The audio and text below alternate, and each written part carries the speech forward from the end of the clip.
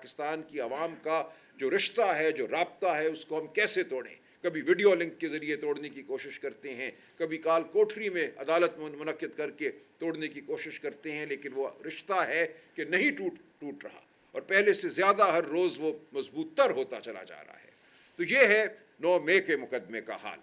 اسی قسم کا ایک مقدمہ لاہور میں بھی ہے، اس کو بھی ہم آپ کے سامنے پیش کرتے رہیں گے، اور وہاں بھی یہی 2 گواہ ہیں۔ ان 2 گواہوں کے علاوہ ان کو کوئی تیسرا گواہ، کوئی اور شہادت نہیں ملی۔ انہی 2 گواہوں کو لے کر یہ پورے ملک میں پھر رہے ہیں۔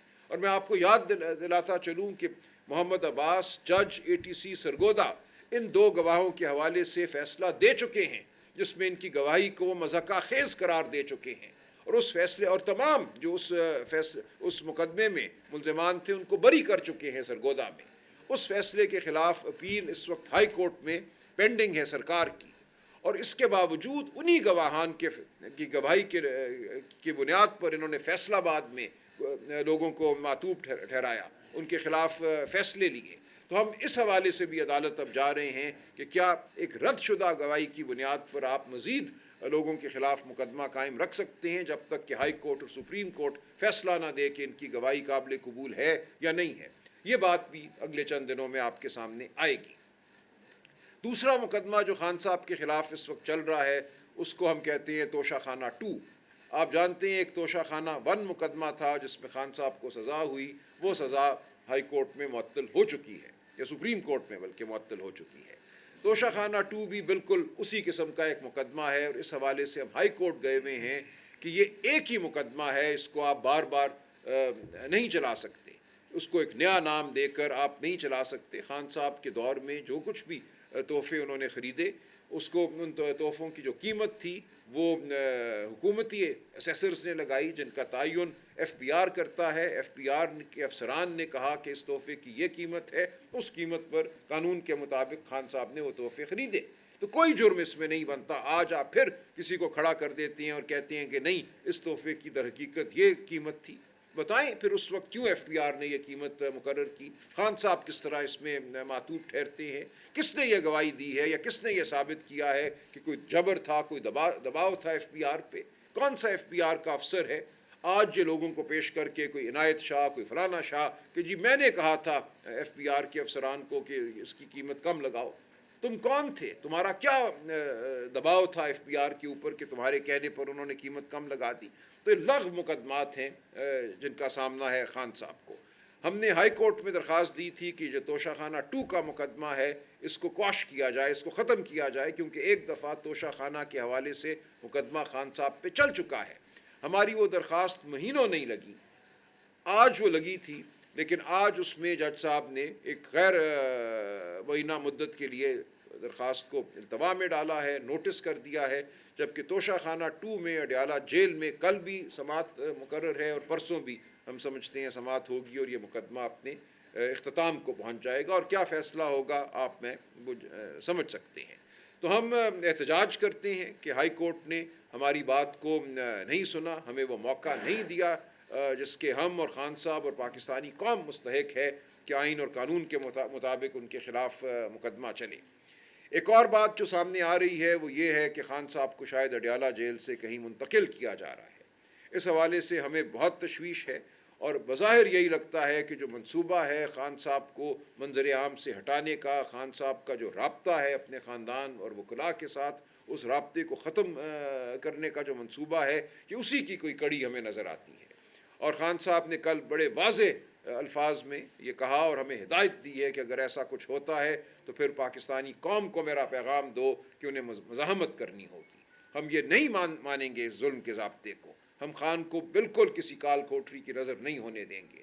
تو یہ ایک ہمارا واضح اعلان ہے کہ اگر ایسا کوئی منصوبہ ہے اور اس پہ عمل ہوتا ہے تو پھر ہمارا رد عمل جو ہے وہ وہی ہوگا جو ایک غیور قوم کا ہونا چاہیے۔ ہم آئین اور قانون کے بالکل رکھوالے ہیں، ہم آئین اور قانون کا ہمیشہ پاس کرتے ہیں، لیکن ہمارا رد عمل جو ہے وہ آئین اور قانون کے دائرے میں شدید ترین ہوگا۔ تو یہ بات بالکل واضح رہے۔ ایک اگلا مقدمہ جو اگلے چند دنوں میں ہمارے سامنے آنے والا ہے وہ یہ سو کالڈ القادر ٹرسٹ کا ہے، جو 190 ملین پاؤنڈ کی بات کی جاتی ہے۔ یہ بھی آپ جانتے ہیں کہ سزا ہوئے اب 8-10 ماہ ہو گئے ہیں۔ سزا کی معطلی کی جو ہماری درخواست ہے وہ نہیں لگ رہی تھی. کئی بار ہم ایک وفد کی صورت میں اسلام آباد ہائی کورٹ گئے ہیں, وہاں چیف جسٹس صاحب سے ہم ملے ہیں, ہم نے احتجاج کیا ہے. اب وہ درخواست ہماری جو ہے بالآخر بیچ میں پروسیکیوشن کی طرف سے کبھی پیٹ خراب ہونے کی استدعا دائر کی گئی, کبھی یہ کہا گیا کہ نیا وکیل ہمیں مطلوب ہے, اور وقت گزارا گیا. لیکن اب 16 اکتوبر کو یہ مقدمہ لگا ہوا ہے. ہم سمجھتے ہیں کہ اس دن اگر ایک واقعتاً عدالتی کارروائی ہوتی ہے, بحث ہوتی ہے, تو خان صاحب سرخرو ہوں گے. اس مقدمے کی کوئی حیثیت نہیں ہے. ایک مکمل طور پہ جھوٹا بیانیہ گڑا گیا, ایک بیانیہ بنایا گیا کہ وفاقی کابینہ نے خان صاحب کی سربراہی میں کوئی فیصلہ کیا تھا کہ 190 ملین پاؤنڈ جو ہیں ملک ریاض کے اکاؤنٹ میں منتقل کر دیے جائیں. یہ بالکل سراسر جھوٹ ہے. واقعات یہ ہیں, اور ہر پاکستانی کے دل پہ یہ واقعات نقش ہونے چاہیے, کہ برطانیہ میں ملک ریاض خاندان اور وہاں کی نیشنل کرائم ایجنسی کا آپس میں ایک معاہدہ ہوا, جس کے تحت یہ پیسے ملک ریاض کو اجازت دی گئی کہ وہ سپریم کورٹ کا جو اکاؤنٹ ہے, جہاں انہوں نے ملیر میں جو 16,000 ایکڑ زمین سندھ حکومت نے ان کو مفت دی, جس کو سپریم کورٹ نے ہائی وے رابری کہا, اس زمین کی قیمت کے ضمن میں وہ پیسہ وہاں وہ جمع کرا دیں. کوئی اس کا تعلق پاکستان کی حکومت یا وفاقی کابینہ سے نہیں تھا. یہ پیسہ اس معاہدے کے تحت براہ راست برطانیہ میں, لنڈن میں اکاؤنٹ سے یہاں سپریم کورٹ کے اکاؤنٹ میں رہا, اور سپریم کورٹ کی تحویل میں رہا. وہاں سے ایک پیسہ باہر نہیں نکلا. سندھ حکومت کو یا ملیر ڈیولپمنٹ اتھارٹی کو ایک پیسہ منتقل نہیں ہوا. یہ پیسہ وہیں رہا. ایک پیسہ خان صاحب یا بشرا بی بی کو نہیں گیا. تو یہ کچھ مقدمہ نہیں تھا, ایک مکمل طور پہ جھوٹا بیانیہ بنایا گیا. ہوا صرف اتنا تھا کہ اس معاہدے کے حوالے سے برطانیہ کی نیشنل کرائم ایجنسی نے ایک نان ڈسکلوجر ایگریمنٹ, یعنی کہ اس معاہدے کو آپ ظاہر نہیں کریں گے جب تک کہ قانون کے تحت اس کو ظاہر کرنا ضروری نہ ہو. وہ معاہدہ بھی ریکارڈ کا حصہ ہے. یہ کابینہ کے سامنے آیا اور کابینہ نے صرف اس کی منظوری دی. نیشنل کرائم ایجنسی برطانیہ کی صرف یہ درخواست تھی کہ اگر آپ کے ملک کا قانون یہ تقاضا کرتا ہے کہ اس معاہدے کو ظاہر کیا جائے تو ضرور ظاہر کیجیے گا, لیکن اس کی بلا وجہ تشہیر نہ کیجیے گا. اس کے علاوہ وفاقی کابینہ کا اس تمام معاملے سے کوئی تعلق نہیں تھا. جو کہتے ہیں جی ایک بند لفافہ لہرایا گیا اور اس کی منظوری لے لی گئی اور اس کے تحت 190 ملین پاؤنڈ اس اکاؤنٹ میں منتقل ہوئے, یہ سراسر جھوٹ ہے. ایسا بالکل نہیں ہوا. تو یہ بالکل واضح رہنا چاہیے کہ یہ پیسہ اس کابینہ کی میٹنگ سے پہلے منتقل ہو چکا تھا اس اکاؤنٹ میں.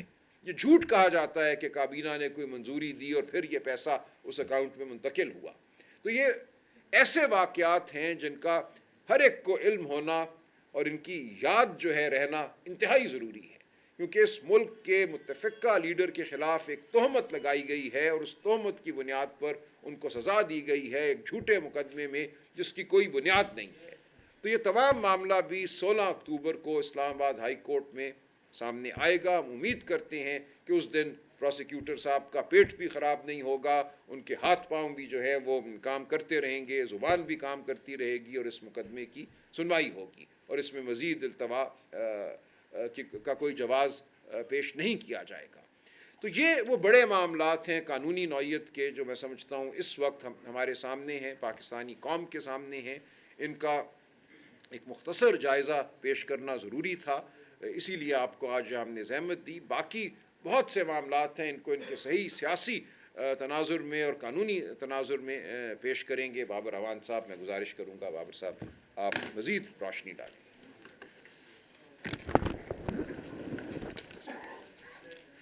بسم اللہ الرحمن الرحیم. راجہ سلمان صاحب نے آپ کے سامنے تفصیل سے کیسز کا ایک رن ڈاؤن دیا ہے. میں مختصر اس پہ 4-5 چیزیں ٹچ کرنا چاہوں گا. سب سے پہلے تو یہ ہے کہ پاکستان کی تاریخ میں آج تک جو قیدی کسی جگہ منتقل کیا جاتا ہے, شفٹ کیا